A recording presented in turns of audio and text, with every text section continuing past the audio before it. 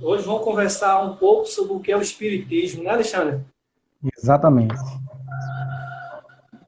Aí o pessoal quiser saber quais livros a gente usou, posso falar?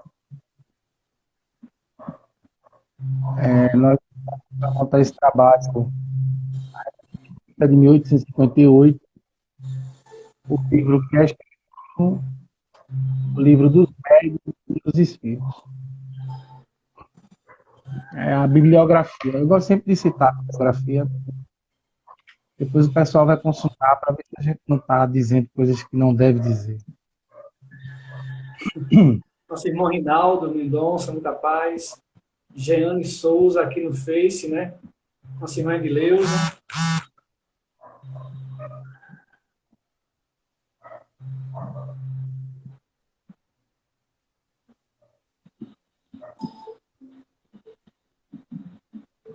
Como é que tá a sua vida aí? Tá trabalhando? Tá em casa? Estou em casa, estou estudando, produzindo texto, produzindo trabalhos espíritas e na produção. É, que bom, né? Verdade.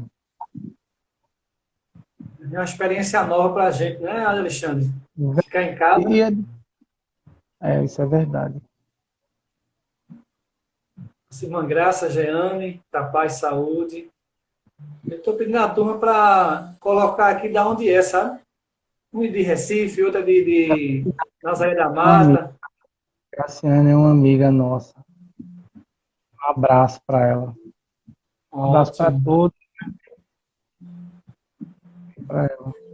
Livraria Espírita Renascer, é Zenilda Cavalcante, minha amiga Zenilda. Ah, que bom, né? É Graciane, Graciane, Recife.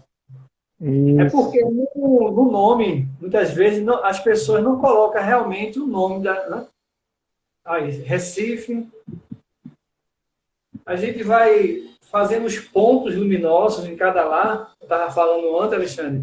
E a gente vai espargir luzes, Uhum, né? Em cada lar. com certeza. Mônica Olinda.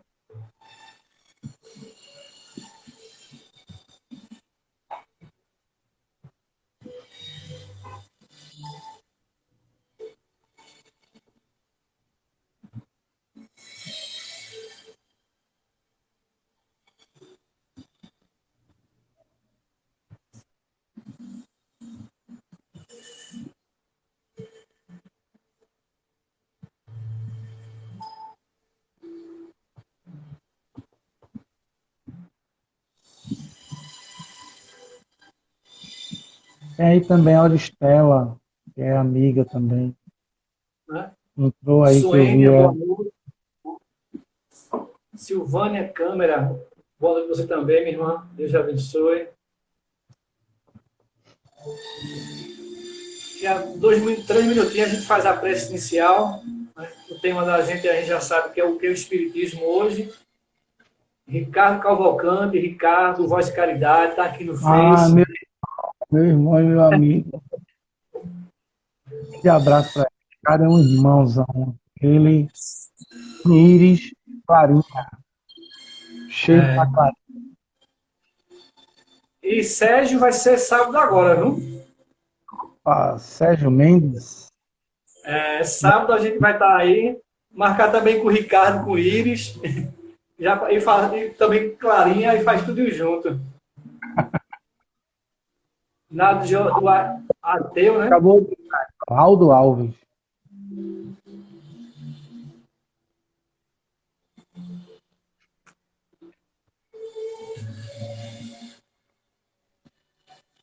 Vamos fazer uma prece? Vamos lá. Você quer fazer? Posso fazer. O som aqui está alto, está Para mim, baixo, não. Tá bom. tá bom? Tá bom.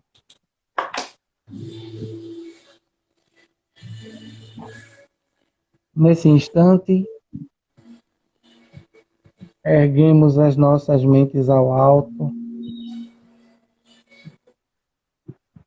solicitando aos bons espíritos, a Jesus de Nazaré, que nos inspire, que nos fortaleça, que nos dê força, coragem e fé para podermos atravessar as dificuldades que se apresentarem para nós. Deus, na sua infinita sabedoria, nos dê a condição de exemplificarmos os ensinamentos de Jesus, quando nos inspira a amar o nosso semelhante e a sermos discípulos do seu amor e da sua vontade. Com essa prece, agradecemos a oportunidade de estarmos juntos. Assim seja. Alexandre, primeiramente, queria agradecer, né, a sua presença, certo? É uma honra, você sabe o carinho, né, e o respeito que eu tenho a você, e A como recíproca também é verdadeira. aquela série de amor chamada Bom Samaritano, né? Então, isso é muito importante, né? Então, que Deus possa trazer essa noite conhecimento e valores para a nossa alma, e discernimento, né? Para que nós possamos conhecer essa doutrina chamada doutrina dos Espíritos, né? Para a gente, pelo menos, um pouquinho, falar um pouco sobre ela, né? O nosso irmão Assis, né, Francisco, aqui está conosco, né? Uma Rosa, Auristela, né? isso. Olha quem está, Rose, Rosilene, Sandra, Odisseia, pronto, Jeane, a turma está entrando aí, né? vamos conversar. Então, eu queria que você falasse qual é o centro que você frequenta aí, para você falar um pouco de você aí. Meu nome é Alexandre Júnior, para aqueles que não me conhecem, eu faço parte do Centro Espírito Bom Samaritano, na Rua Maria, número 36, aqui nos Torrões, pertinho da UPA, da Bia de Carvalho. Faço parte também do Grupo Ágora Espírita, né, um grupo que se reúne com o objetivo de discutir e debater as questões sociais à luz da doutrina espírita, e dentro do movimento espírita, nesses dois espaços que eu milito, aí há 30 e pouquinhos anos a gente milita. Que bom, né? Vamos lá, uma leitura aí, o que é o Espiritismo? Vamos lá. E aí dizer ao pessoal que o que a gente vai estabelecer hoje não é uma verdade absoluta, é fruto de uma pesquisa. Todas as pessoas que estão ouvindo, não é, elas vão concordar, elas fiquem bem à vontade. A gente escolhe um caminho, eu escolhi um caminho em cima de Kardec, em 4 livros, que eu já falei, mas como chegou mais gente, eu vou falar quais são. Que é o que é Espiritismo, o livro dos Médiuns, o livro dos Espíritos, uma revista espírita, que é a revista espírita de 1858.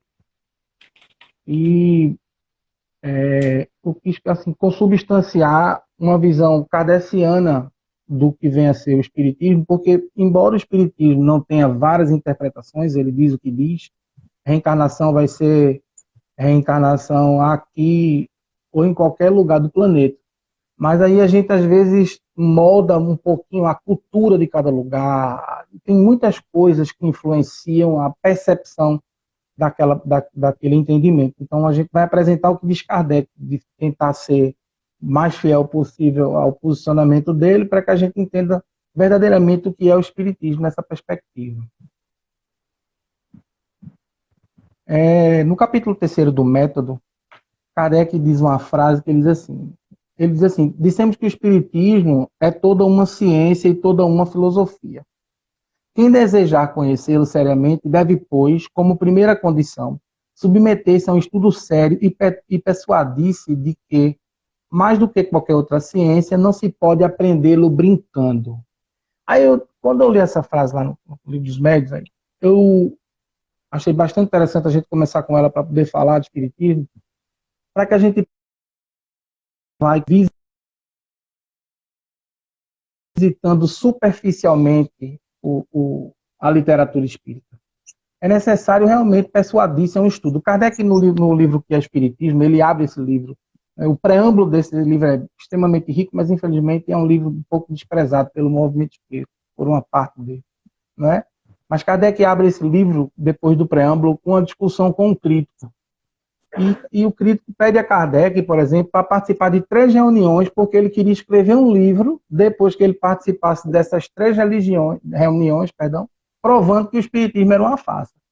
Aí Kardec pergunta a ele, tu achas mesmo que tu terás condição de escrever um livro que derrubarás toda a teoria espírita, participando de 3 reuniões. Eu passei 1 ano e meio estudando para poder acreditar. Você quer escrever um livro? Não, eu quero que você... Ele queria que Kardec persuadisse ele a não escrever. E Kardec disse, não, eu vou persuadir você a não escrever. Não, eu quero que você escreva. Agora, eu preciso lhe dizer o que precisa para se escrever um livro sobre qualquer assunto. É necessário que seja cátedra sobre esse assunto para poder escrever esse livro. Kardec diz isso. Está lá no livro que é Espiritismo. E aí ele sai enumerando alguns pontos que precisam se ter para poder se falar sobre determinados assuntos. É necessário conhecer em profundidade aquilo que a gente se predispõe a estudar. Porque quando a gente não tenta essa busca, a busca por esta profundidade, a gente entra em alguns pontos que são bem nocivos à compreensão da doutrina. Por exemplo, a teoria do achismo, né? A gente vai, não, eu acho que o espiritismo não tem brecha para o eu acho. Uma das funções da ciência dentro da constituição da doutrina espírita é acabar com a crença. O espiritismo não tem crença, a gente tem certeza, porque a ciência dá essa condição para nós. Estabelecermos uma ideia de certeza sobre aquilo que a gente estuda. Então, a reencarnação não se trata de forma com a teoria do eu acho, né? Então, é necessário que a gente entenda que dentro dessa conjuntura ciência, filosofia e moral, a ciência tem essa funcionalidade de fazer com que a gente não entenda a doutrina como uma teoria de achismos absolutos. Então, a gente pudesse definir espiritismo, eu vou buscar essa definição lá no livro que é Espiritismo, ele diz que o espiritismo é ao mesmo tempo uma ciência de observação e uma doutrina filosófica. Como ciência prática, ele consiste nas relações que se podem estabelecer com os espíritos. Como filosofia, ele compreende todas as consequências morais que decorrem dessas relações. Ele diz também, nesse mesmo preâmbulo, de uma forma mais sintética, né, ele sintetiza, ele diz assim, o espiritismo é uma ciência que trata da natureza, da origem, da destinação dos espíritos e das suas relações com o mundo corporal. Isso Kardec diz lá no que é Espiritismo, no preâmbulo. Quer dizer, no preâmbulo já abre um espaço aí para várias discussões. Aí vamos lá. Uma discussão que a gente sempre vê, o Espiritismo é religião, Alexandre? Sempre as pessoas perguntam. E aí a gente precisa pontuar, né, o que a gente vai dizer. Do ponto de vista dogmático, o Espiritismo não é religião. Kardec fala o tempo todo em ciência, filosofia e moral. Então, o Espiritismo não tem dogmas, embora nós tenhamos importados alguns dogmas. O assim seja, hoje é um dogma, é um rito, é uma coisa que a gente faz sempre, mesmo não estando instituído em nenhum lugar, né, da doutrina. Acender a luz para fazer a prece, apagar a luz para fazer a prece, isso também são rituais que não estão na doutrina, mas que a gente incorporou. Isso é do homem, é do movimento, não é da doutrina espírita. Então, isso não está lá especificado, mas a gente usa, né? Que fique claro aqui, que eu não estou criticando quem faz ou quem deixa de fazer. A gente está apresentando o que compreende a doutrina e o que não compreende.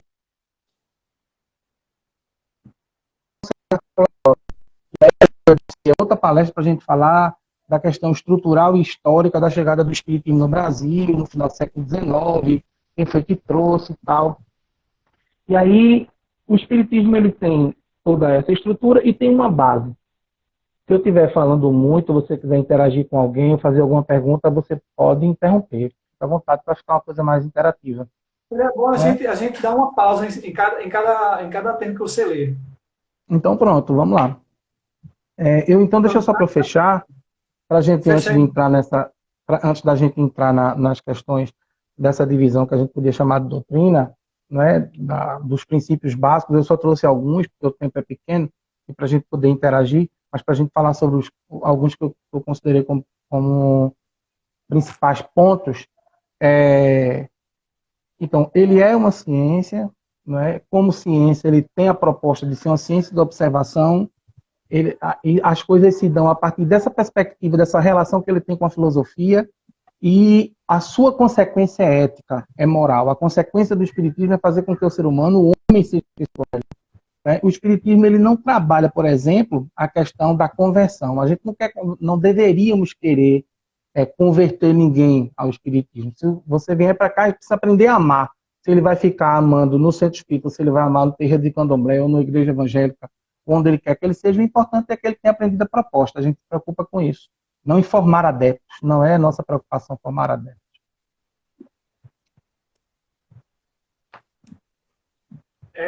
Alexandre, quando você tocou nesse assunto primeiro aí, né? Primeiramente, dar boa noite ao nosso irmão Roberto, que chegou agora, né? É, Nosso irmão Vitor, Voleide, Marta, Carla, Cícero, Cristina, de Caruaru, Ayrton, né?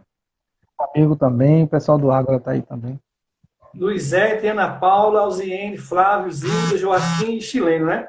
A turma no Face aqui está dizendo que você está falando baixo. No Instagram tá bom, porque no Face eu tô Eu vou gravando. tentar botar mais perto, ver se pergunta ele se Pronto, melhora agora assim. escuta também. Vê só, nesse primeiro ponto que você tocou aqui, né? Que ele fala do espiritismo, né?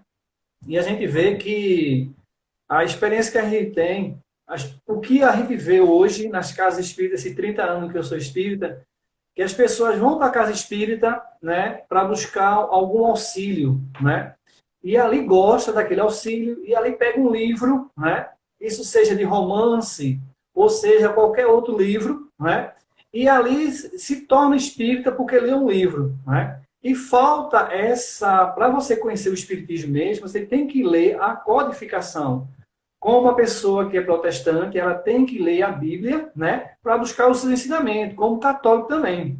Já nós que abraçamos o ensino espírita, a gente precisa estudar esse livro que você está dando um tópico aqui, e além não só estudar, né? A gente tem que discernir ele, pedir muita sabedoria a Deus, para que a gente possa ter conhecimento. E ali, grifar algumas dúvidas, né, que a gente tem, e procurar pessoas que tenham mais conhecimento, um grupo de estudo, como a gente sabe, lá no Nescamejo, a gente toda terça-feira estuda o livro dos Espíritos, todo domingo a gente estuda o Evangelho segundo o Espiritismo. Mas por quê? Porque são livros que não está ultrapassado. A gente estuda ele hoje e vê muitas coisas que está atualizado demais, né? E quando você tocou aí também que o Espiritismo, né, tem a ciência do Espiritismo é a reencarnação, é a mediunidade, é o magnetismo. Isso é ciência, que mexe com coisa que está fora da nossa convicção, né? Então, são ciências que têm que ser estudadas. Já a filosofia é um trabalho, é o estudo, a oração, né? E buscando também a doutrina, porque realmente eu concordo com você que a nossa doutrina não é uma religião, né? Ela já diz o que é, doutrina. Ela doutrina as nossas almas através do estudo, da educação, né? Da elevação dos sentimentos, então, da edificação do homem de bem. Então, são esses valores que a gente muitas vezes confunde, né? E essa doutrina maravilhosa, o que é o Espiritismo, a gente não pode. Você falou um exemplo aí, que a pessoa queria ler, né? Umas 3 perguntinhas já para discernir. Eu, uma vez no trabalho, né? Alguém chegou para mim e fez assim, mas você é espírita? Por que você é espírita? Eu disse, olha, já faz mais ou menos 30 anos. Essa pergunta foi há 3 anos atrás. 27 anos que eu sou espírita. Ele fez, mas não, porque como é que você, não sei o quê. Eu falei, mas por quê? Ele fez, não, porque eu conheço o espiritismo de A a Z, né? Aí eu achei interessante com essa pergunta dele. Aí eu falei, você já frequentou qual centro? Ele fez, não, meu pai era espírita e toda sexta-feira fazia o evangelho no lar e eu participava. Veja, a pessoa, porque estudava o evangelho através de outra pessoa, se achava que deveria conhecer o Espírito. Então, é muito profundo, não é isso? Boa noite a Shirley, É. Marília, né? A palavra está com você, meu irmão. Certo, dar boa noite a Zilda, que também chegou aí. Eu vou só mudar um pouquinho, assim, colaborar com o conceito de doutrina, porque o conceito de doutrina, da doutrina espírita, não é um conceito de doutrina o outro, é um conceito de Não, doutrina como conjunto de princípios. Toda isso. doutrina, ela tem um conjunto de princípios, não é?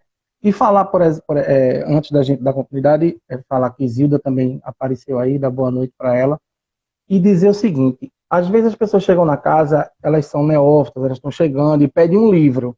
Aí a pessoa diz assim, meu amigo Marconi Almeida também está aí. Aí a gente diz assim, me dê um livro, por favor. Estou começando, eu queria um livro. Aí você vai e dá um romance, dá o nosso lar. Não. O livro, eu vou dizer a vocês, o que eu entendo como coerente. Um livro para a gente dar para quem está começando é o que é espiritismo. É um livro sintético, é um livro fininho, é um livro simples, de uma abordagem tranquila, é um livro que tem diálogos. Então, tem perguntas que aquele cético faz, por exemplo, que você faria, né, que nós faríamos essa pergunta. Então, para a gente, começa por aí. Então, princípios básicos. Doutrinas é um conjunto de princípios básicos. Então, o conjunto de princípios básicos da doutrina espírita, nós poderíamos começar pela existência de Deus. A doutrina espírita, né, é um dos seus princípios, e a gente vai começar falando por ele, instituir de que Deus a gente está falando, nesse momento é extremamente importante, de que Deus e como o Espiritismo vê Deus. O Deus, que é uma palavra que está bem na moda, né? O Deus Espírito, ele não é antropomórfico, ou seja, ele não é homem. Quando a gente estuda a pergunta 1 do Livro dos Espíritos, Kardec pergunta que é Deus, e os Espíritos respondem, inteligência suprema, causa primária de todas as coisas. Kardec não perguntou quem é Deus ou o que é Deus, ele deixou aberto o que é Deus. Então, Deus, para nós, durante cerca de 18 séculos aproximadamente, né, ele era um Deus que tinha, por exemplo, que se irava, que tinha raiva, que se vingava. E aí, quando Jesus chega, esse Deus já muda. O Deus que Jesus apresenta já não é o Deus que Moisés apresenta. É um Deus bem diferente, não é? E é bom a gente ter essa percepção. O Deus que Jesus apresenta é sinônimo de bondade, amor, soberania e justiça. E é o Deus que o Espiritismo apresenta. E não é um Deus vingativo, antropomórfico. Ele não tem sentimentos de homem. Se ele não é homem, ele não pode ter sentimentos de homem. Ele não deve ter esses sentimentos. E aí,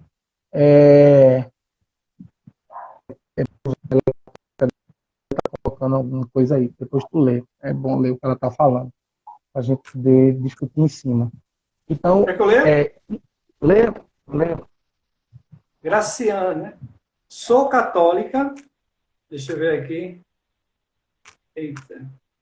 E a falta de aprofundamento também acontece conosco.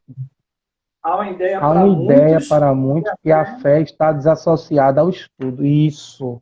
Pronto, isso aí para você ver que não é um problema só nosso. É um problema cultural, né? Às vezes a gente não querer estudar, não querer conhecer, são problemas culturais. Às vezes a gente não tem o hábito, às vezes, da leitura, o hábito do estudo, mas o Espiritismo nos convida a isso. Então, o Deus que a gente fala, né, é um Deus que ele representa as leis naturais. Então, eu gosto muito de dizer, para poder contextualizar essa coisa, que nós não somos Pinóquio e Deus não é Gepeto. Ou seja, não tem uma cordinha ligada a nós nos podando. Se Deus tivesse essa cordinha para nos podar, para que o livre-arbítrio? Então, nós nos utilizamos do livre-arbítrio e ele nos permite a utilização do livre-arbítrio para que a gente aprenda. A nossa ideia, a nossa relação com Deus, ela é proximal, né? Não é uma relação de punição.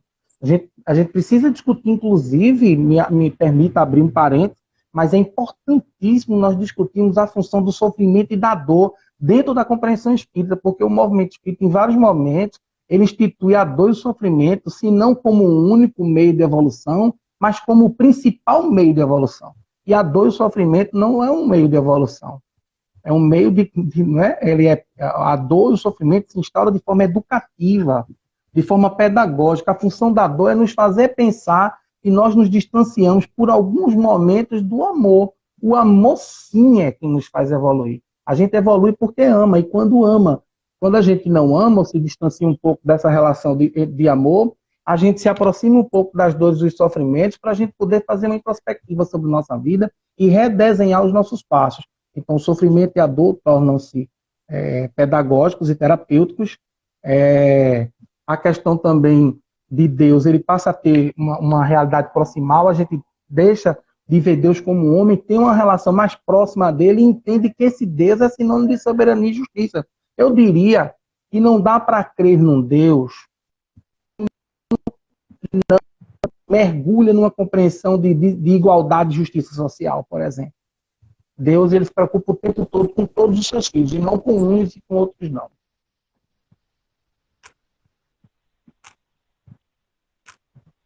Outra coisa que a gente pode falar também... Não, eu fiz um silênciozinho, porque eu pensei que você ia falar. Pronto, veja só. Essa parte que você fala aí, Alexandre, da dor e do sofrimento, que é uma escolha nossa. As pessoas colocam muito para Deus o sofrimento e a dor. Mas são semeadura nossa o sofrimento, né? E as dores. Porque Deus não vai punir as pessoas pela doença. Muitas vezes a gente tem uma doença que a gente provoca ela pela alimentação, por falta de exercício, por muitas coisas, né? Então, muitas vezes, a dor e o sofrimento, ela dá um impulso, muitas vezes, a gente fazer reflexões, né? Para a gente parar no tempo, mas que não é algo que Deus mandou para a gente, né? Não é aquele Não, Deus. não. A doutrina espírita, ela traz, a doutrina espírita, ela tem uma coisa muito importante. Ela tem Jesus dentro dela. Se a gente tirar Jesus dentro da doutrina espírita, não existe doutrina espírita. Então, Jesus está contido nela. Então, a base da doutrina espírita são os exemplos, o modelo, o guia, que é Jesus. Então, Jesus, ele é muito falado da Sim, doutrina espírita. O sim. nosso irmão, cadê aqui? Que ele falou uma coisa aqui. Deixa eu só. Roberto, né? O homem e a mulher contemporâneo continua rezando para um pai que está nos céus. Por quê? Claro que é uma crença, né? Cada um está na sua condição evolutiva, cada um pensa. Como Jesus disse que Deus é espírito, né? E a gente deveria adorar ele em espírito de verdade, né? Isso é minha opinião. Deixa eu colocar outra mensagem aqui, você pode falar nas duas. Gerailton, né? Eu diria mais, que ele não tem mesmo sentimentos, porque os sentimentos são resultado das impressões, né? O nosso irmão aqui, Verdade. Assis concorda, né?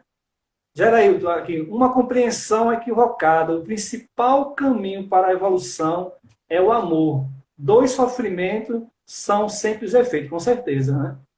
Boa noite, bênção. Pronto, meu irmão. Nosso irmão André. Vou dar só boa noite aqui à turma que entrou aqui, Adeilton, Andréia, né?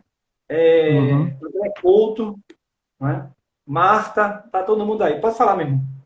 Falar um pouquinho de Jesus, vê só, Jesus é modelo e guia. Kardec escolheu, junto com os espíritos, um compêndio de ética, não é? E esse compêndio de ética, que é por isso que ele diz, vê de Jesus, naquela pergunta, né, na pergunta 625, vê de Jesus, mas o que não pode sair da doutrina espírita é o amor. Se você entender o amor, você entende Jesus. Então, eu não personificaria nem numa pessoa, mas no sentimento. Porque quando Jesus diz, conhecereis a verdade, ela vos libertará, ele está falando, ele está instituindo uma questão do sentimento, daquilo que ele exprime como amor. Então, a verdade de Jesus e a verdade da doutrina espírita é a verdade de quem ama. Se você se aproxima disso, você está com a verdade. A verdade não são palavras, a verdade são atitudes. Né? A palavra são atitudes, é a forma da gente viver. Mas aí a gente precisa continuar para a gente poder falar um pouquinho Isso. do segundo ponto. Zilda está perguntando quem trouxe o Deus Pai. Vê só, aí a gente vai entrar nessa métrica de compreensão do que a gente, das nossas heranças culturais e daquilo. E outra coisa, vale também a gente discutir e deixar bem claro que o que a gente institui aqui não é uma crítica à forma que os outros acreditam. É a gente expor o que nós acreditamos. Assim como nós não gostamos e não queremos sermos obrigados a acreditar naquilo que os outros entendem, nós precisamos respeitar a forma que os outros pensam. Mas a gente precisa instituir o pensamento kardeciano, como Kardec institui a doutrina, livre das impressões da cultura, que é isso que traz essa percepção de Deus Pai que Zilda trouxe, que é essa coisa do antropomórfico, do homem e tal, que a gente já falou lá atrás, né? Mas aí um segundo ponto, a gente já falou da existência de Deus, a gente vai falar um pouquinho sobre a imortalidade da alma. Na pergunta 153 do Livro dos Espíritos, Kardec, ele diz assim, em que sentido se deve entender vida eterna? Eu vou até, ele diz assim, os espíritos respondem, é a vida do espírito que é eterna, a do corpo é transitória e passageira. Quando o corpo morre, a alma retorna à vida eterna. Eu queria discutir isso aqui. Ontem, numa live que eu participei, com o Sérgio Aleixo, eu falei de uma coisa. A nossa condição de percepção de vida, ela é tão material ainda, que para nós, vida é tudo aquilo que respira. Só que quando a gente vai estudar o espiritismo, e o objeto de pesquisa do espiritismo não é o corpo, é o espírito, vida para nós é tudo aquilo que transcende o respirar. Essa questão é tão séria, tão importante, porque ela determina como nós nos vemos, né?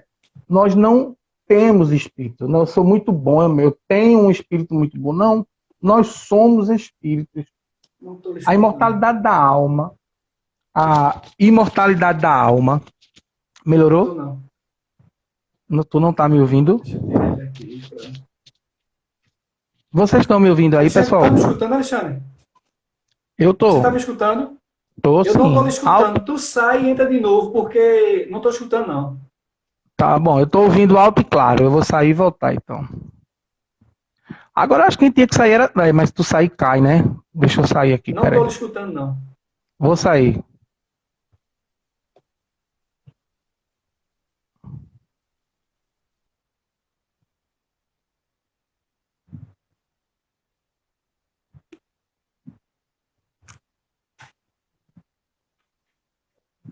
Só um momentinho. Ontem a mesma coisa, que eu escutou bem os dois, mas eu não estava escutando ele. Eu tenho que falar com ele para entender com vocês, né? Senão, como é que a gente vai interagir? Deixa ele voltar. Só um momentinho.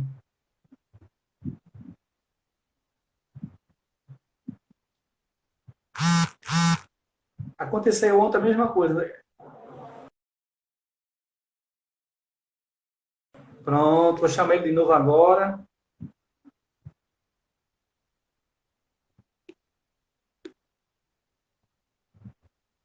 De Alexandre.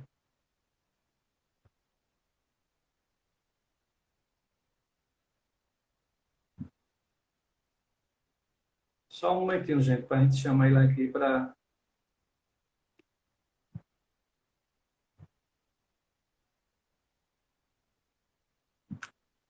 Cadê ele?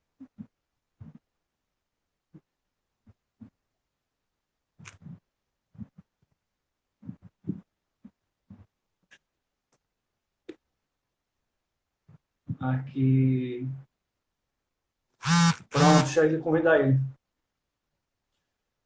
Estou aqui. Tá ouvindo agora? Sabe o que é acontecendo? Porque assim, você estava falando, todo mundo estava ali escutando, mas eu não estava escutando você. Entendi. Aí como é que eu ia dialogar se eu não estou escutando você? Pode continuar, irmão. É aí que eu estava falando, né? A gente partir para discutir espiritismo, a gente não pode partir de uma discussão de vida do ponto de vista material. A gente precisa partir do conceito de vida espiritual. Então, vida nessa perspectiva não é aquilo que respira, é aquilo que transcende o respirar. Então, entender-se assim é preponderante, porque esse homem, não é, que acredita na imortalidade da alma, tem 3 aspectos aí que são bem... Ele é espiritual, ele é social e ele é espiritual. Ele atende a imperativos da materialidade, não é? Por isso que nós estamos confinados e precisamos respeitar o isolamento social, não é? Para que a gente não adoeça, aquilo que você estava falando, para que a gente não procure o problema. A gente obedece a imperativos dessa natureza, da natureza física, que eu não vou me deter por conta do tempo, mas a gente obedece a imperativos do ponto de vista social. A gente, por mais que a evolução para nós, a gente vai falar dela lá na frente, seja individual, ela só é construída e conseguida de forma coletiva. Ninguém evolui sozinho. A gente precisa do outro. A gente precisa do contraditório, do concordar e discordar. A gente precisa se indignar às vezes para poder tomar uma postura, porque são sentimentos que fazem a gente sair do lugar. Então, nós somos isso. Essa perspectiva, né, a forma da gente ver a vida futura, a imortalidade da alma, se vê espírito eterno, ela muda muita coisa, porque a gente precisa partir da admissão, isso que eu li para vocês está no Livro dos Espíritos, na pergunta 98, na pergunta 153, e o que eu vou ler, o que eu vou discutir com vocês agora, está no Livro dos Médiuns, no capítulo 1. Há Espíritos, é o nome do capítulo. Kardec diz que a gente precisa partir de 2 perspectivas quando a gente entende a imortalidade da alma. A primeira é que a sua natureza é diferente da corpórea, pois ao separar-se do corpo, ela não conserva as propriedades materiais. Então, a primeira coisa é essa, né? Aquilo que nos anima, aquilo que nos dá ânima, não é material, é espiritual. É aquilo que nos forma enquanto caráter, personalidade, afeto, sabores e dissabores. Vale salientar, e aí eu vou abrir um parênteses, que, por favor, nós não somos feitos apenas de experiências negativas, e é muito importante que se discuta isso. Nós somos feitos também de experiências positivas. E a gente carrega, muitas vezes, a gente tem essa mania de ser a última pedrinha do poço, sabe, de que tudo que a gente faz é ruim, isso não é verdade. Nós precisamos entender que, como eu me lembrei da minha amiga Zenilda, que está aí com a gente, nós somos espíritos de terceira ordem, como está lá na escala espírita, mas somos espíritos que já estamos, pelo menos, nos preocupando e tendo essa percepção de vida futura, entendendo que é necessário amar, respeitar e trazer coisas que até um tempo atrás nós não nos preocupávamos com elas. Então nós já estamos tentando, pelo menos, introspectar determinadas virtudes que nós não nos preocupávamos em tê-la. Nós tratávamos os outros mal e não tinha nenhum problema, era a teoria disso. E tem gente dizendo que o outro celular te carregou, eu acho que é o do Facebook, não? Não, é o dela. Foi o dela. Ah, foi o dela, certo. E a segunda coisa é que a segunda parte, essa questão da vida pós-morte, da imortalidade da alma, ele diz assim, que ela possuía consciência própria, pois lhe atribuímos a capacidade de ser feliz ou sofredora, e que tem de ser assim, pois o contrário, ela seria um ser inerte e nada nos valeria a sua existência. Olha, presta atenção, isso é super importante. Ele diz assim, que nós atribuímos que nós temos a capacidade de ser feliz ou de sofrermos. E quando a gente exerce o livre-arbítrio, nós estamos, através das nossas posturas, através da forma da gente viver, nós vamos escolhendo e caminhando, e esse caminho que a gente traça através das nossas escolhas vai determinando aquilo que nós somos, vai nos construindo. Em suma, quem eu sou? Alexandre Júnior, eu estou, né? Ó, tem uma amiga minha aí, Kaline Tavares, lá de Açu, no Rio Grande do Norte. Uma cidade que eu tenho um carinho muito grande, que ela seja bem-vinda. E um abraço aí para todo mundo. O nome do centro lá é Centro Espírita Sementes de Amor. E aí, essa perspectiva disso que a gente está falando, para que a gente possa, que uma das coisas que às vezes me deixa triste numa palestra espírita é aquela sensação de desânimo que muitas vezes ela causa ao final, como se nós fôssemos seres já derrotados e falidos. Não, nós somos seres em construção. E outra coisa que é bom a gente terminar, nós somos seres inacabados. Nós não somos seres acabados. O que nós somos hoje não determina o todo, determina o momento.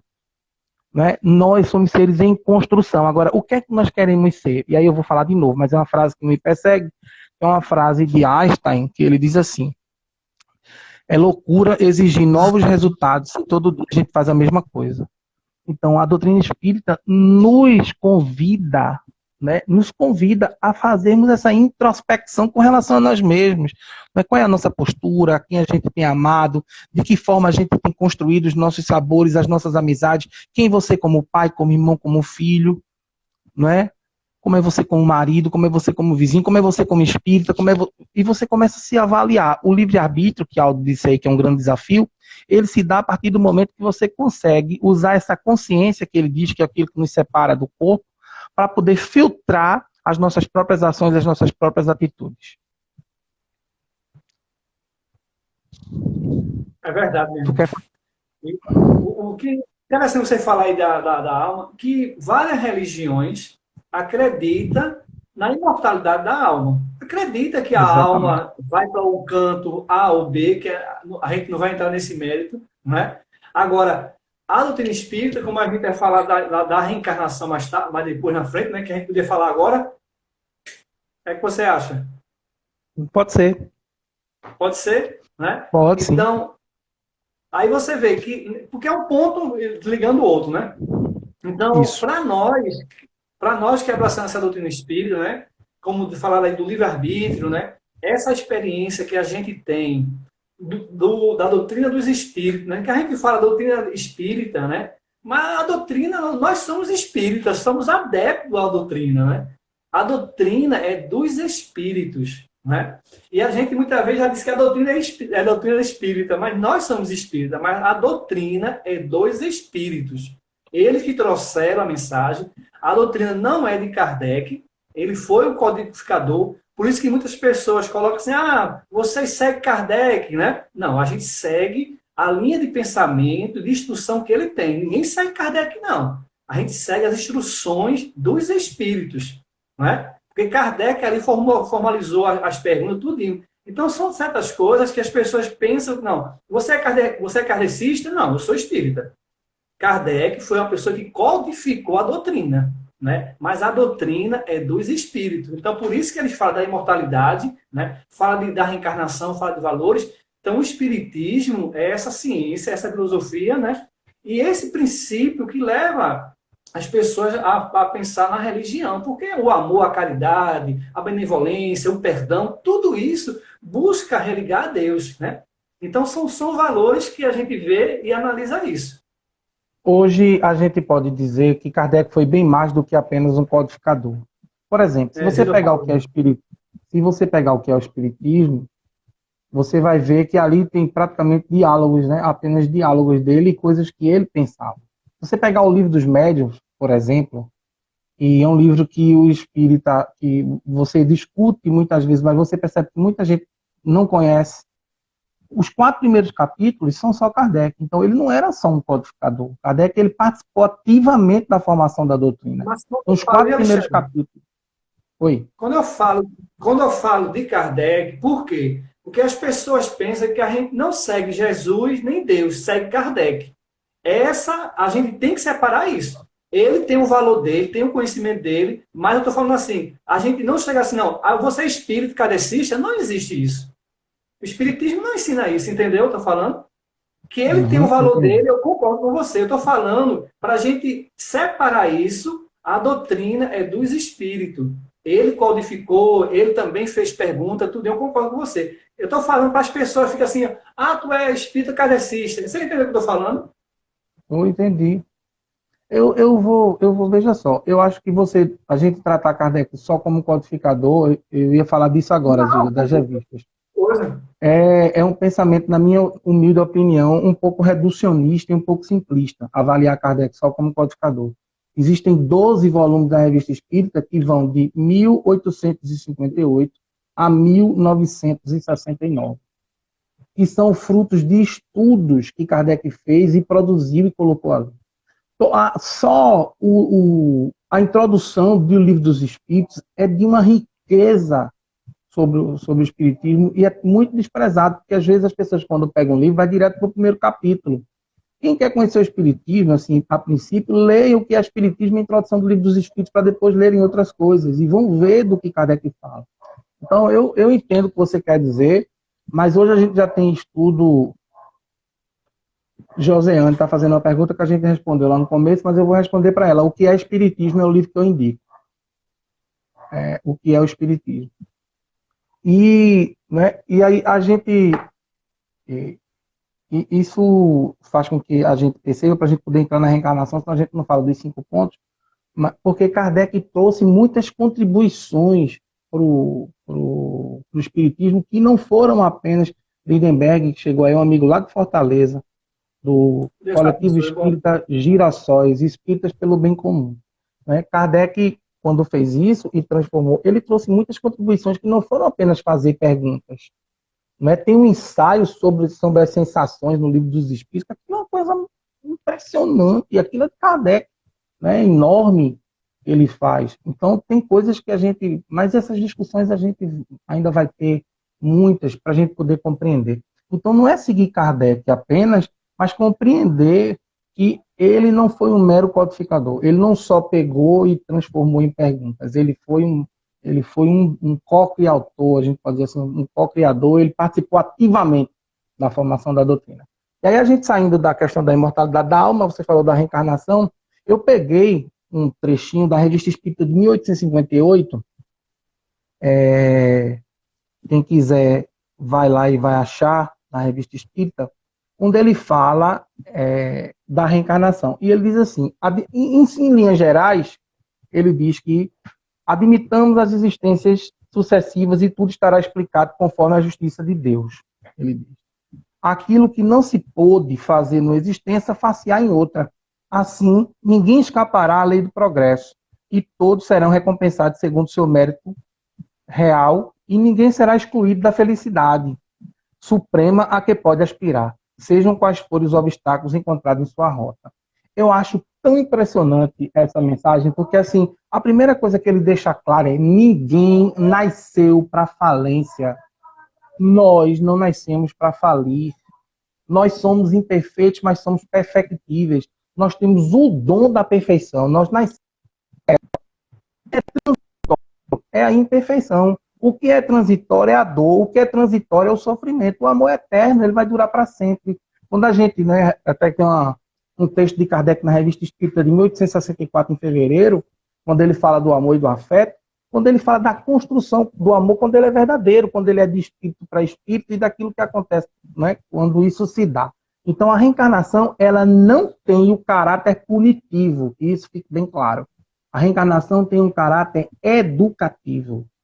Né? A gente reencarna sucessivas vezes com a proposta de aprender, através do amor, né, a construir uma sociedade mais justa, mais igual, menos desigual e menos injusta. Então, uma das funções que Kardec, né, que a gente institui na reencarnação, não é apenas para que a gente justifique como a gente faz. Às vezes a gente está mais preocupado em saber, né, quem foi quem, se fulano foi Beltrano, do que verdadeiramente do que pode trazer de ensinamento positivo e de transformação pessoal essa compreensão da reencarnação. Então a reencarnação ela não tem um caráter punitivo que a gente tem assistido aí se colocar muitas vezes, que as pessoas entram no centro e saem até perturbadas de tanta miséria que é colocada por conta das suas atitudes. Então, Alexandre, mas as pessoas vão sair impunes das suas ações? Ninguém sai impune. O que a gente está discutindo aqui é só que Deus não pune. Se Deus não pune, a reencarnação não pode ser uma ferramenta de punição. Se você diz que Deus não pune, mas considera a reencarnação uma ferramenta de punição, você está sendo incoerente na sua fala. Deus não pune, consequentemente, a ferramenta de punição não pode ser a reencarnação. Através de vidas sucessivas, como ele diz, na pergunta 171, não é? Ele pergunta sobre o que se funda o dogma da reencarnação. E os espíritos respondem, não é? Todos os espíritos tendem à perfeição e Deus lhes proporciona os meios de consegui-la com as provas da vida corpórea. Mas na justiça permite-lhes realizar existências aquilo que não puderam fazer ou acabar numa primeira prova. Então, nós não nascemos com essa meta. Ele está dizendo aqui, a gente nasceu para ser perfeito. A imperfeição é um quadro temporário que se estabelece pelas nossas dificuldades de relacionamento pessoal, né, conosco e com aqueles que estão do nosso lado. Então, a reencarnação consiste em experiências sucessivas, para que nós aprendamos a amar a cada experiência. Aí você fala assim, mas Alexandre, a sociedade hoje é muito violenta. Eu estudo sociedade, né, eu gosto da sociedade, sei o quanto ela é violenta, mas eu posso dizer a vocês que tudo que os grandes impérios construíram foi através da violência. Roma, a Grécia Antiga, não é? Ninguém conseguiu nada invadindo a terra dos outros e dizendo assim, você poderia, por favor, dar sua terra e seu gado para mim? Não, ninguém ia dar, né? Então, os caras iam lá e tomavam a força. Então, a violência não é uma coisa do século XXI. A violência é uma coisa que está arraigada em nós ainda, que a gente vem depurando aí durante muito tempo, entendendo qual a importância do amor nessa relação, para que ele se sobressaia e sobrepuje todo esse processo de violência que ainda está instituído na Terra. Outra coisa também é que naquela época a gente não tinha como divulgar a violência como se divulga hoje. A gente tem 4, 5 programas de violência na TV que dá audiência. Então o cara está fazendo uma coisa ruim na China, a gente pode ver em tempo real aqui no Brasil e vice-versa. Então a divulgação da violência também aumentou muito.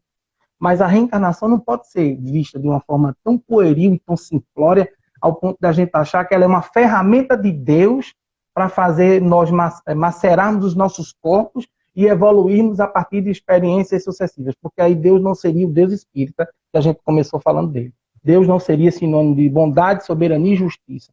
Deus é sinônimo de, para nós espíritas, dentro dessa compreensão da relação com as leis naturais, Deus se estabelece na forma de amor, de bondade, de soberania e de justiça. Então ele não iria usar nenhuma das suas leis como uma ferramenta de punição, né? Até porque a gente não acredita no inferno, embora tem muito espírita que acaba confundindo os conceitos. Então ele acaba transformando umbral em inferno e colônia espiritual em céu. não há um espaço físico na erraticidade. Acreditar piamente na colônia espiritual, como a gente acaba fazendo, é acreditar que se institui no céu um lugar circunscrito. Ora, se você diz que céu e inferno é um estado de espírito, mas você acredita numa colônia espiritual, como é que se justifica? Em que se prende essa explicação? Não é? A gente precisa entender uma coisa ou outra, as duas não dá para a gente entender. É verdade. Eu acho assim, sabe, no ponto de reencarnação, eu acho que ela é uma bondade, né, uma misericórdia de Deus, é oportunidade que Ele nos concede para que nosso espírito possa evoluir. No nosso livre-arbítrio, a gente pode estacionar, né? A gente pode ficar parado uma existência todinha, mas a gente evolui de qualquer jeito, né?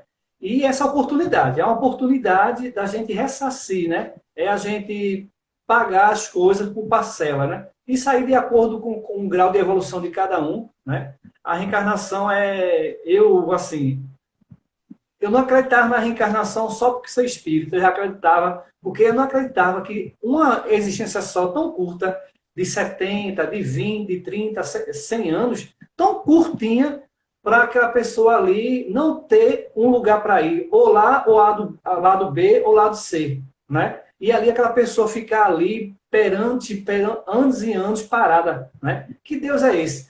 Eu, como pai, né? Se minhas filhas, tenho 3 filhas, se ela errar, eu vou tentar ajudar ela para que ela possa corrigir aquele erro dela. Eu sou inferior perante Deus, perante nosso Criador, né? Imagina Deus, será que ia deixar simplesmente, tu errasse muito, então tu não tem mais oportunidade? O Evangelho de Jesus só fala em quê? Em perdão, em oportunidade, em reconciliar com os adversários, né? Ele diz uma coisa interessante, teus inimigos estão na tua casa. Gente, como é que meu inimigo está na minha casa se não tiver uma reencarnação, se não tiver uma vida antes? Então ali ele já coloca, né, aquele diálogo dele que ele tem, né, com Nicodemos, né, que ela precisa renascer da água do Espírito, e cada um entende na sua concepção, né? Nós espíritos entendemos que o nosso corpo, né, ele é composto de 70% de água, né? Quando a gente, ali está o pai e a mãe nossa, se une, né, através de 2 gotículas de água, que é o espermatozoide e o óvulo, né? A placenta da mulher é também água. Então veja que o que Jesus falava é isso mesmo, a gente reencarnar de novo através de um corpo, né? E ali ter oportunidade na infância para que nós, como pai, como mãe, a gente instruir o filho. E ali é que crescer com outros modos, né? Mas aí é compreensão, né? A doutrina espírita, a reencarnação é uma coisa muito bonita. Se você, hoje, os cientistas, você sabe disso, já estuda a reencarnação. A reencarnação não é algo do espiritismo, né? A gente sabe disso.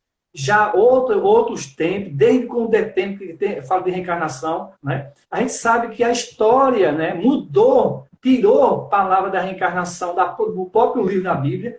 Então são coisas que... Mas por que isso? Aí uma pergunta, por quê? Porque os espíritos não querem ver você evoluindo. Porque quando a gente acredita na reencarnação, né, a gente para e diz, peraí, se eu plantar o mal, eu vou colher ele depois. Aí já dá um freio. Aí já vem a reforma íntima. Pode falar. Eu quero ler duas coisas aqui. Uma é de Carol Duarte. Ela diz, a alma tem que sair desse plano melhor e maior do que entrou. Por diversas maneiras se pode atingir essa meta. Pelo trabalho, pelo amor, pelo estudo e pelo sofrimento. E Lindenberg dá uma colaboração que eu acho que vale a pena também a gente... Peraí, que fugiu. Pode falar. Não, porque fugiu aqui a de Lindenberg. Vou ver se eu acho novamente.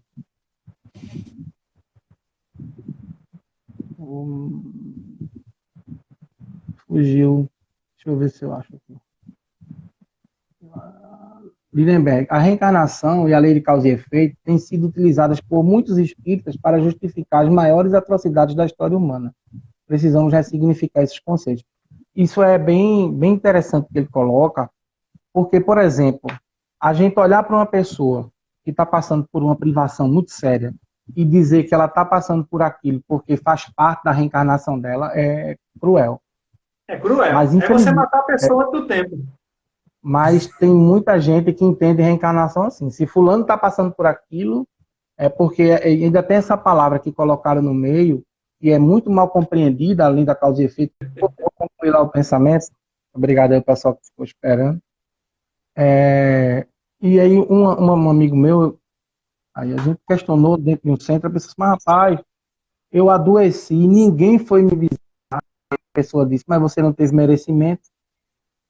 Quer dizer, percebe o entendimento qual é? Não, a gente não deve ter essa percepção da reencarnação ou da lei de causa e efeito como uma punição. Então fica muito difícil para a gente poder entender determinadas percepções É uma quando a gente oportunidade, se utiliza. Oi? É uma oportunidade, né? Quando a gente se utiliza da reencarnação ou de qualquer lei natural para justificar a dor do outro, né? Sim, e a gente às vezes esquece que isso também pode acontecer conosco.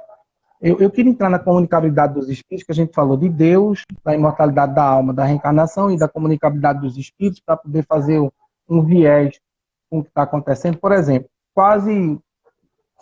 agora deu uma diminuída, mas quase diariamente as pessoas me mandavam mensagens, pseudo-mensagens mediúnicas e até algumas mensagens mediúnicas para eu avaliar aquele conteúdo.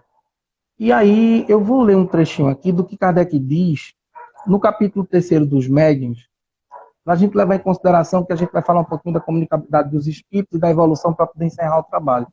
Ele diz assim, no espiritismo, primeiro ele começa dizendo isso, no espiritismo a questão dos espíritos está em segundo lugar, não constituindo o seu ponto de partida, e é esse precisamente o erro em que se cai e acarreta o fracasso em certas pessoas, sendo os espíritos simplesmente as almas dos homens. O verdadeiro ponto de partida é, então, a existência da alma. Então, seja bem-vinda, Regiane. Então, a alma, né, uma irmã querida, a alma, ele está falando. Então, a gente está muito preocupado com o fenômeno e não está tão preocupado assim com o que diz a própria doutrina. Então, aí me mandam, às vezes, quando a gente vai analisar do ponto de vista kardeciano, não sobra quase nada daqueles conteúdos. E, sabe, isso às vezes até entristece a gente, porque são pessoas que estão passando por um período de dificuldade e querem uma justificativa para aquilo, mas Kardec é bem enfático com isso. É melhor você refutar 10 verdades do que admitir uma mentira. Então, a gente não está atrás de tudo aquilo outra coisa. Nem tudo que é mediúnico é espírita, ou tem conceitos espíritas. Então, a comunicabilidade dos espíritos, não é, ela se dá, não é, nisso. E tem um meio de evitar, que também está em Kardec, me permita, no livro, no capítulo 3º ainda do Método, no livro dos Médiuns só usei o capítulo 3º. Mas eu vou ler um trechinho. Kardec diz assim, é muito simples o meio de evitar estes inconvenientes. Basta começar pela teoria. Nela, todos os fenômenos são passados em revista, são explicados e se pode conhecê-los e compreender, suas possibilidades, as condições em que podem ser produzidos e os obstáculos que podem encontrar. Dessa maneira, qualquer que seja a ordem que as circunstâncias nos fizerem vê-los, nada terão que possa surpreender-nos. E há ainda outra vantagem, a de evitar muitas decepções ao experimentador. Prevenido quanto às dificuldades, pode manter-se vigilante e poupar-se das experiências à própria custa. Ou seja, ao invés da gente estar lutando para querer encaixar, sabe, um conceito espírita dentro, muitas vezes, de mensagens que não são, precisamos entender qual a função do espiritismo. Lá no começo, né, os espíritos se utilizaram das pancadas. Hoje, aquilo para nós não tem valia.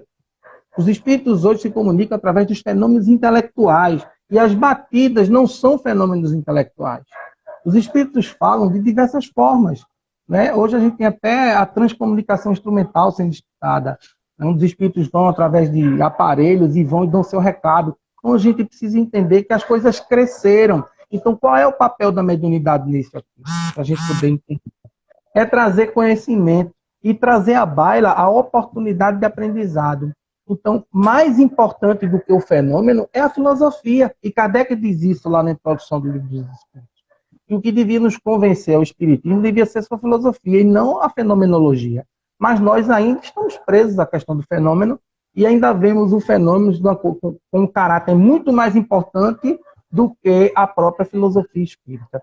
Então, quanto menos a gente conhecer do espiritismo, e quanto mais nós cedermos a toda e qualquer mensagem, eu vou dar um exemplo para contextualizar, até porque o tempo da gente já está chegando, mas, por exemplo, muito livro não é espírita simplesmente porque tem o nome ditado por tal espírito, não é?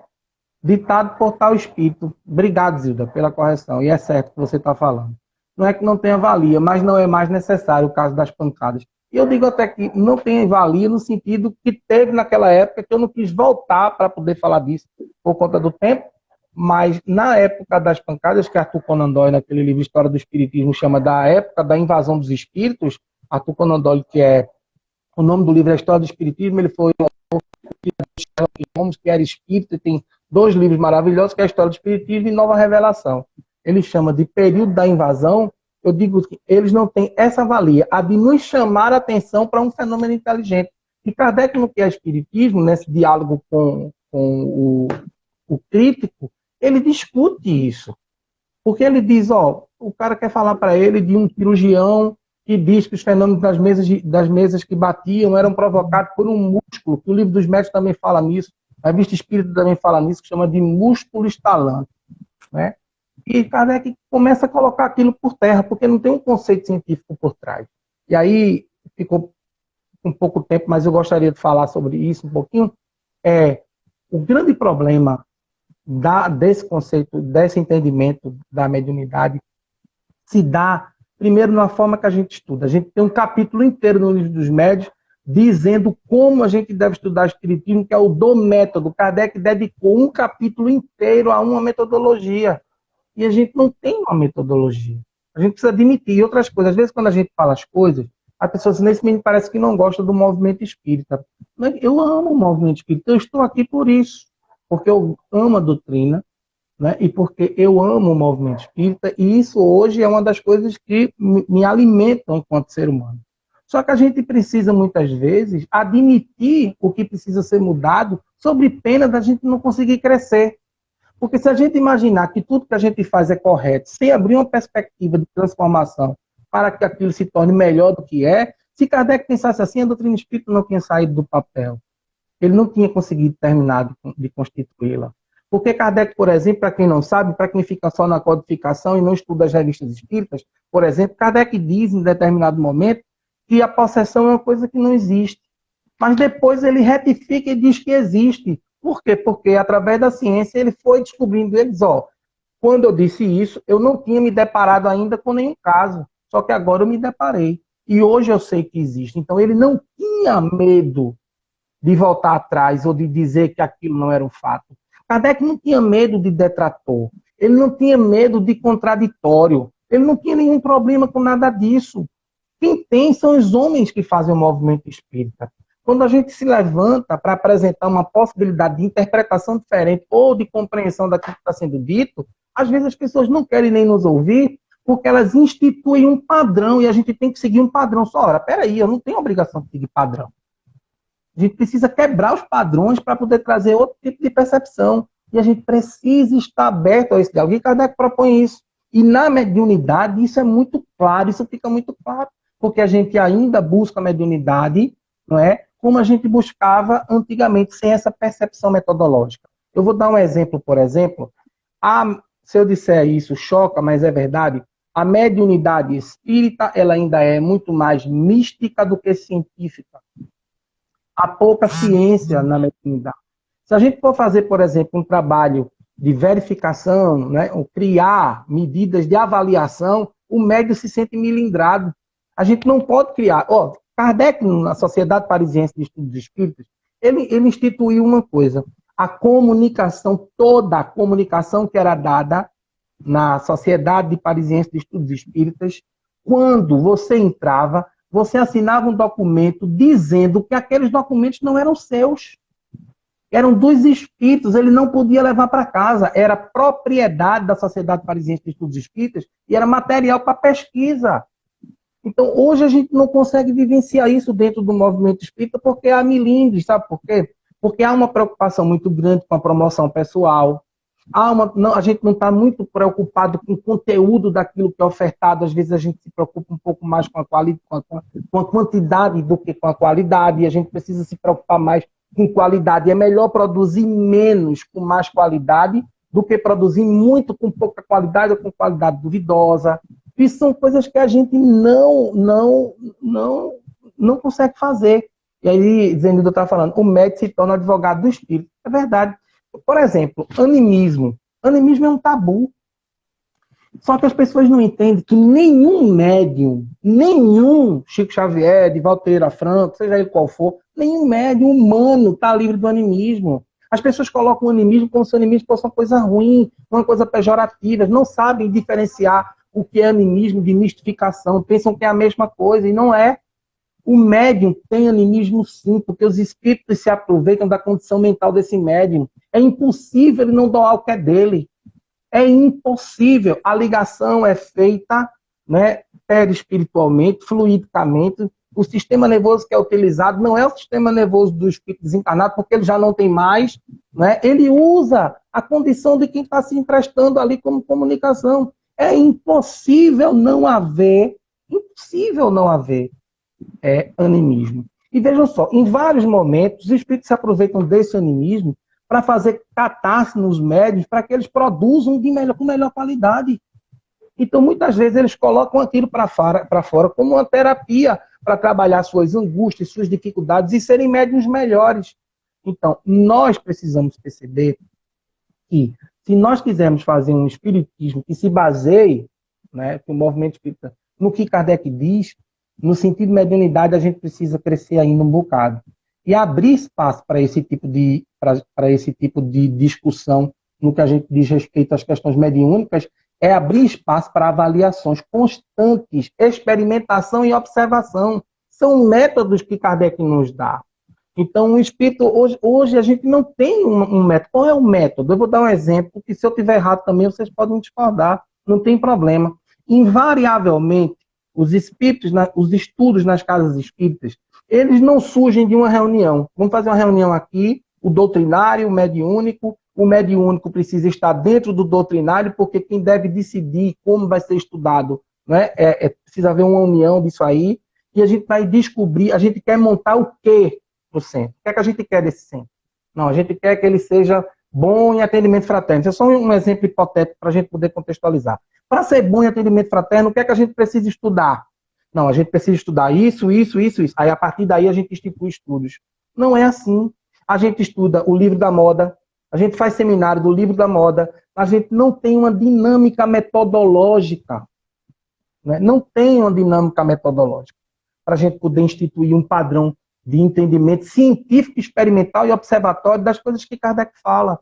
Então, nesse ponto, para a gente poder fechar com a evolução bem rapidinho, que a gente já está pelo horário, mas nesse ponto eu fico muito tranquilo para falar, porque assim, eu me debrucei um pouco sobre o estudo da mediunidade. Eu não conheço mais do que ninguém, mas também, né, não troco aquilo que aprendi através do estudo do livro dos médiuns, porque é um mero desconhecido de uma parte muito significante das pessoas que trabalham mediunidade na casa espírita. E a gente começa a estudar livros adjacentes sem ter... Kardec diz uma frase que eu a persigo, ela me persegue, ele diz que a gente precisa estudar a exaustão. Então, o livro dos médiuns é o livro de cabeceira do médium espírita. O fenômeno não deve ser, a gente não deve, o fenômeno pelo fenômeno. Aquela coisa que acontece dentro da sala mediúnica e a pessoa diz assim, desculpa, eu me alonguei nessa resposta, mas eu acho que ela é bem importante. Né? Aí você está lá e um espírito se comunica, a gente precisa entender para que aquele espírito está ali, por quê. Não é para satisfazer a curiosidade da pessoa, é para você aprender com aquela experiência. E aí você está lá dentro, escutando o que o espírito está dizendo, pensando assim, poxa, mas o Wilton nem veio para a reunião hoje, é a cara dele essa comunicação. Percebe? Não é para você. A pessoa ainda não entendeu ainda o significado de cada coisa. Então, acho que, rapidamente, né, em pequenas palavras, você tem um pouquinho ainda da evolução para falar, mas se você quiser fazer alguma pergunta sobre mediunidade, ou completar, ou concordar, ou discordar também, fica à vontade. Não, meu irmão, não é discordar, não. Porque a mediunidade, né, é uma coisa tão da ciência de cada um. que muitas pessoas perguntam aí se a pessoa está mistificando, se não é. Analise que a pessoa está. É como uma rosa. Ela está ainda em fase de aprendizado. As pessoas muitas vezes têm medo da mediunidade porque desconhece. Imagine você chegar uma força, uma energia e tomar conta do seu corpo, né? E você ficar com a mente ali, se pensa que aquele pensamento é seu, como um médico consciente e um inconsciente, né? Esse inconsciente que você sabe que a pessoa está vendo, está escutando. Então, a gente muitas vezes critica algo. Agora, eu concordo com você que a gente tem que estudar, tem que se educar, tem que se instruir, né? Agora, é algo ainda que é uma ciência que a gente ainda não descobriu ainda. Nós não temos ainda uma estrutura para, assim, não é formar médio, não é? Mas instruir os médios, né? Mas muitas vezes os médios só querem ir só na mediúnica, não querem ir para o estudo, não querem ir para o estudo do evangelho, para buscar a moral, tudo. Então, são contextos que eu acho que cada casa espírita, né, sabe a sua dificuldade, né? A gente aqui não vai dar uma lição de moral para ninguém, né? Não vai dar uma aula para ninguém o que é o espiritismo, porque cada um de nós vê o espiritismo de uma maneira. Tem pessoas que vê o espiritismo através da caridade, que só faz a campanha do quilo, que só vai ao centro para a campanha do quilo para fazer uma sopa e pronto. Tem pessoas que não vão para fazer isso, que vão para o espiritismo buscar só o estudo, não é? Tem outros que vão para buscar só as comunicações. Veja, né? Que o espiritismo é uma doutrina que abrange todos esses valores para a nossa educação, para a nossa evolução, para o nosso amadurecimento. Ô, Wilton. O espiritismo, ele fala da reencarnação, fala dos acontecimentos, né? Como o livro dos Espíritos fala as perguntas. Aí a gente muitas vezes quer que responda uma pessoa, um palestrante, né? Existe o movimento espírita, que é uma coisa diferente da seara e da casa espírita. A casa espírita é centraliza algo. O movimento é para todo mundo, que leva tema, mas para você conhecer a doutrina espírita, tem que viver ela, né? Tem que deixar ela entrar dentro de você, os seus valores, porque é algo, Alexandre, que eu acho que essa reencarnação a gente não consegue estudar e nem compreender a doutrina espírita. Uma reencarnação. Vê, Wilton, você falou uma coisa aí que eu vou falar. Não há uma estrutura. Há uma estrutura. O nome dessa estrutura é Livro dos Médiuns. O nome dessa estrutura é método. A realidade, entendeu? Não, sim, mas esse é o problema, Wilton. A realidade existe, a gente não segue. E outra coisa, veja, eu sou honesto, eu pesquiso, eu estudo, não tenho mais conhecimento do que ninguém, mas eu tenho aqueles que eu tenho.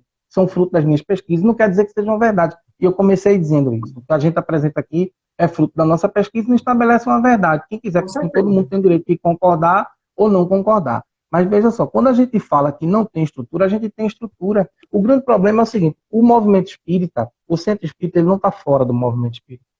O centro espírita, ele é o movimento espírita. As pessoas são o movimento espírita e o centro espírita são o movimento espírita. Eles formam o movimento espírita. Quando a gente fala disso, que a gente toca em pontos que são neufrálgicos para o movimento, às vezes, e que há uma certa dificuldade, há pessoas que preferem não falar. Eu não tenho nenhum problema, porque eu estou abastecido de um conhecimento, né, que eu estou usando Kardec o tempo todo, eu não usei nenhum outro autor. Eu estou embasado, eu não estou falando do que eu acho, eu não estou falando de uma teoria conspiratória que eu criei. Eu estou usando frases que ele trouxe para que a gente reavalie. Só que, se a gente ficar o tempo inteiro achando que não dá para reavaliar, a gente não muda. Então, hoje a gente precisa entender, há uma necessidade urgente da gente sentar para conversar e rever a forma da gente fazer movimento espírita. Porque você disse o que você disse, eu concordo, cada um vai ver diferente. Não. Cada um identifica-se com uma coisa. Um identifica-se com isso, outro identifica-se com aquilo. Isso não quer dizer que ele esteja certo ou errado. Isso quer dizer que cada um tem um pendor, uma inclinação diferente para a vivência do movimento espírita dentro daquilo que ele compreende. Não é? Mas a mediunidade, ela é mediunidade em qualquer lugar. Não é um atributo, não é patrimônio do espiritismo, mas ela não muda de caracteres para agradar as pessoas. Ela é o que ela é. E aí quando a gente vê um monte de mensagens como essa e a gente aceitando um monte como verdade, divulgando, isso assusta você. Então, se você não tiver coragem para discutir, o que é que a gente está fazendo aqui, Wilton? Eu não iria passar pano, eu não vou agredir ninguém, que eu não acredito que tenha agredido, né, porque a gente mostra o que está escrito, né, o que está em Kardec, mas a gente não pode passar panos mornos porque uma parte muito significativa dessas pessoas acatam aquilo sem fazer o que foi Kardec que disse, não foi eu não. O que eu disse está na Revista Espírita de 58. Quem quiser vai lá e vai conhecer. Eu não estou falando aqui de uma opinião particular minha, são palavras dele. Quem discordar, discorde dele. Está aí com você que eu mandei uma cópia do material. Então são palavras dele. Quem achar que não está lá, procura a Revista Espírita de 1858, que está lá as informações. Procura o livro dos médiuns, procura o livro dos espíritos, o que é espiritismo, está tudo lá, não é invenção. O que eu acredito que às vezes falta é essa possibilidade de diálogo, para que a gente crie alternativas, né, e que a gente possa criar essas alternativas de forma conjunta. Para falar um pouquinho do futuro, para a gente encerrar, né, porque já extrapolou todos os tempos do mundo,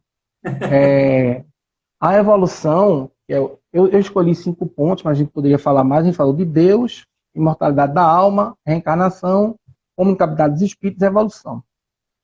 Kardec fala nos comentários, nas perguntas 783 e 789, e num comentário dele, em 2 comentários da perguntas 262 e 265, ele diz assim: a humanidade progride através dos indivíduos que se melhoram pouco a pouco e se esclarecem.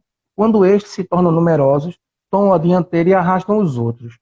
De tempos em tempos, surgem os homens de gênio, que lhes dão um impulso, e depois, homens vestidos de autoridade, instrumentos de Deus que em alguns anos a fazem avançar de muitos séculos. A evolução para nós não é uma coisa estática, ela não é parada. A evolução se dá quando a gente, eu gosto sempre de dizer, eu acho que contextualiza bastante, quando a gente diz assim, para nós espíritas, evoluir é transformar instinto em sentimento. A gente evolui quando a gente transforma instinto em sentimento. Então, o objetivo do amor, nessa trajetória de vida que a gente constitui, né, chamada encarnação ou reencarnação, é a busca por esse processo que nos faz ser humanos melhores. Então, não há outro caminho. Quando a gente diz ver de Jesus, quando os espíritos dizem ver de Jesus, Jesus foi um exemplo vivo de como amar o próximo. Jesus se relacionou com as mulheres quando o sistema cultural daquela época e político, social, dizia que ele não devia. Ele foi dormir na casa de um publicano quando Pedro não entendeu e ainda queria brigar com ele. Mas o senhor vai dormir na casa de um homem de má vida? Ele rompeu as barreiras do convencionalismo social para viver o amor na sua mais clara acepção. Então, o amor de Jesus é o amor que une, é o amor que fica indignado com a injustiça social, com a fome, é um amor que fica indignado, não é, com a violência, é um amor que converge para que ele diz isso quando ele diz assim, ó, quando vistes um dos meus pequeninos, visse com fome, não desse de comer, visse com sede, não desse de beber, visse com frio e não acolhesse, né? E perguntam a ele, quando é que eu fiz isso, né, contigo? Quando tu deixaste de fazer a um dos meus pequeninos. Os pequeninos de Jesus são aqueles que são deserdados à própria sorte, renegados do ponto de vista social. São os marginais. Marginal não é quem carrega uma arma em punho. Marginal é quem vive à margem da sociedade. Então, hoje a gente diz assim, gente, vamos fazer, não é? A gente precisa respeitar o isolamento social. Mas tu já pensou como é que a pessoa vai fazer isolamento social sem casa? Sem comida? Sem água para lavar as mãos? Sem condições básicas de sobrevivência? A gente não está falando de vivência, a gente está falando de sobrevivência. Então, a evolução consiste quando todos nós, e aí tem aquela coisa de data limite, data sem limite, que o povo adora essas coisas. O Kardec diz, quando a comunicação vem com data, fique esperto com ela. Os espíritos não prestam a isso. Essa coisa de Kardec, não sou eu que estou falando. Ele dizia isso.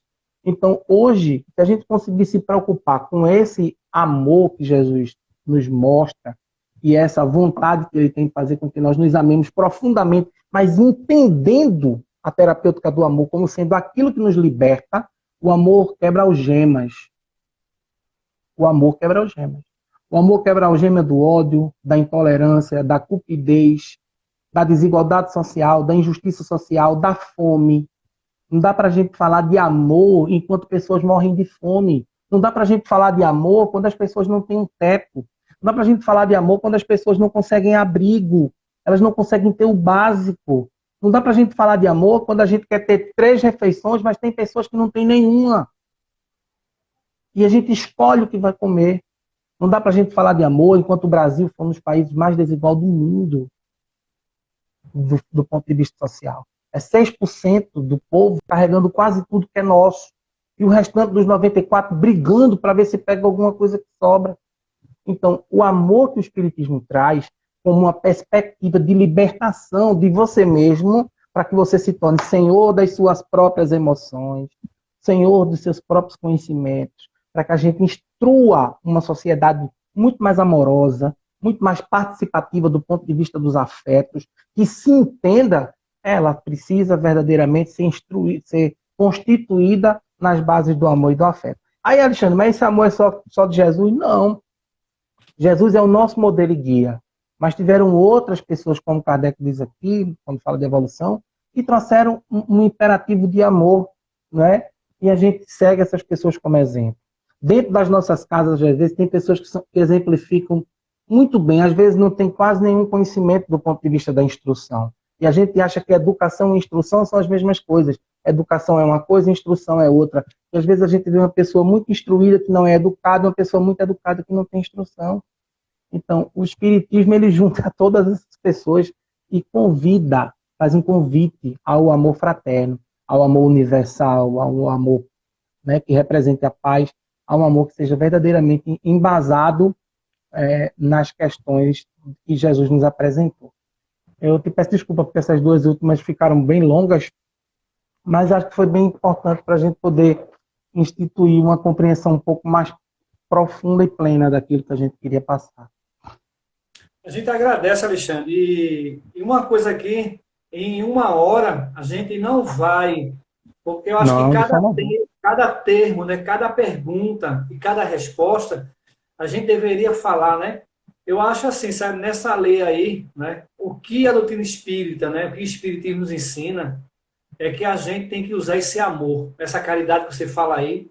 A gente tem que ajudar as pessoas, independente quem seja. A gente tem essa concepção, a gente tem um dilema, né, que fora da caridade não há salvação, quer dizer, fora da caridade não há libertação. Então, a caridade não é só do alimento, mas a caridade de escutar, de dar uma mensagem, né? Então, quando você divulga essas mensagens, né, eu concordo com você, das comunicações que estão vindo aí, as pessoas também me fazem muitas perguntas, que mandam comunicação de quase 10 minutos, mensagem longa que passa o resto.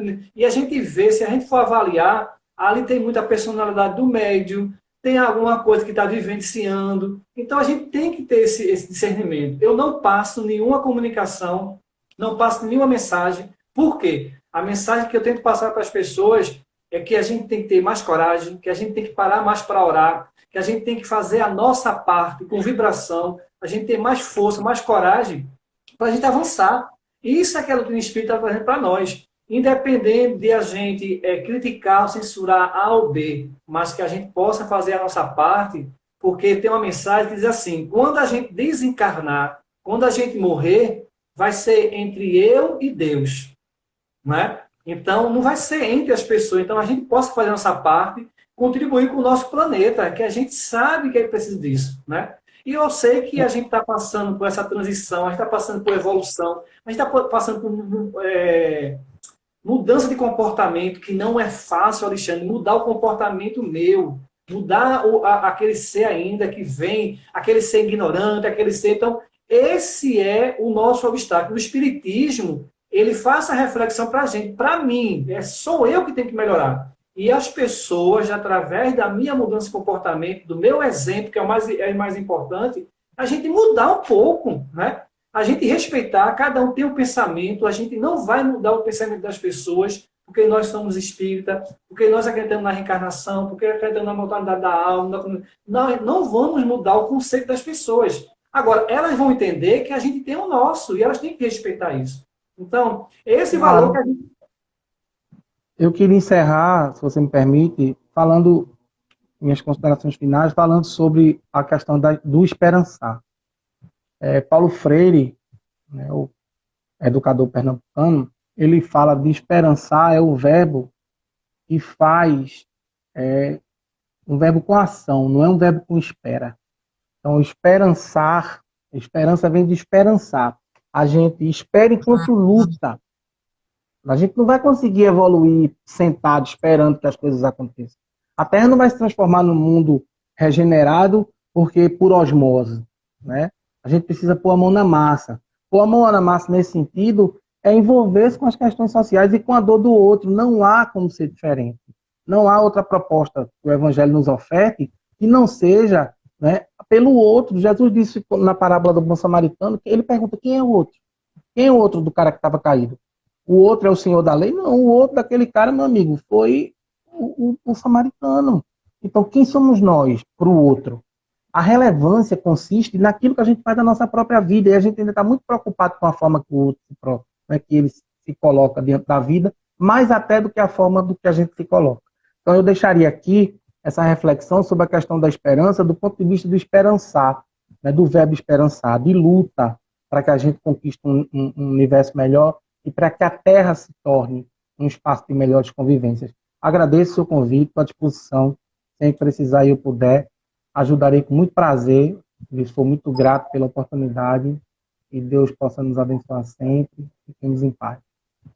A gente agradece, meu irmão, não só a você, né, mas também a todos os nossos irmãos que estão sendo compartilhando, explicando que a gente está aqui dando nossas opiniões, né, as nossas interpretações, né, cada um pensa de uma maneira. Muitas pessoas fizeram muitas perguntas aí, a gente não deu para responder, né? Mas aí a gente pede para buscar na codificação e resposta, né, Alexandre? Que vão estar lá a resposta. Pode mandar no meu Facebook inbox, se eu puder responder, eu respondo. Pronto, né? Procura lá no Face e manda no inbox. Ou aí no Insta. E a gente agradece a você, que Deus possa abençoar você, certo? Vamos fazer a oração? Vamos lá. Quer fazer? Eu fiz a de início, né? Faça a final. Vamos lá. Gratidão, viu, meu irmão? Eu que agradeço, irmão. Obrigado, Deus. Obrigado, Jesus, por mais uma noite, por mais uma oportunidade. Que o lado do nosso irmão Alexandre, Senhor, possa estar com paz, com harmonia, com felicidade, Senhor. Como todos os lares, Senhor, que estão aqui acompanhando todos nós, como a todos os lares, Senhor. E pedindo a vós sempre, Senhor, abençoa, derrama a vós, Jesus, médico divino, os bálsamos necessários para essa pandemia, Senhor, como também outras doenças que retira, Senhor, nós humanos do plano Terra. Abençoa, Senhor, fortalece o plano espiritual para recolher e receber esses irmãos, Senhor, com equilíbrio, com harmonia e com paz. E consola, Senhor, a todos nós, que a tua luz nos envolva e que amanhã, Jesus, possa ser um dia de esperança, de harmonia, de tranquilidade para a nossa alma. Gratidão e que Deus esteja entre nós e nos envolva hoje, amanhã e sempre. Irmãozinho, obrigado, viu? Mandar um abraço para Rinaldo, que chegou aí. Rinaldo, Emanuel, Silvestre, também, que estiveram aí. Cheiro no coração dos dois. Vamos ver quem está aqui para dar uns abraços, né? Deus abençoe você, meu irmão. Zenilda. Quer abração. Ler aí? Tem Zenilda, Emanuel Silvestre, Rinaldo, Janecilda, Eugênio, Marconi, né? Gerailton, Rita de Cássia, Zilda, Leonardo, Wilton Melo, Zenilda, Jailson Costa, Lilian. Um abraço, um cheiro, Lilian. Zenilda, já falei. Flávio, meu amigo lá do Humberto de Campos, tem Aurelúcia, tem o pessoal do Ágora todinho, Roberto Efren, Nogueira, Cessa Lima. Tem muita gente. Valeu, um abração. Deus te abençoe, meu irmão. Até a próxima. Valeu. Até a próxima. Andréa Luz acabou de entrar. Tchau.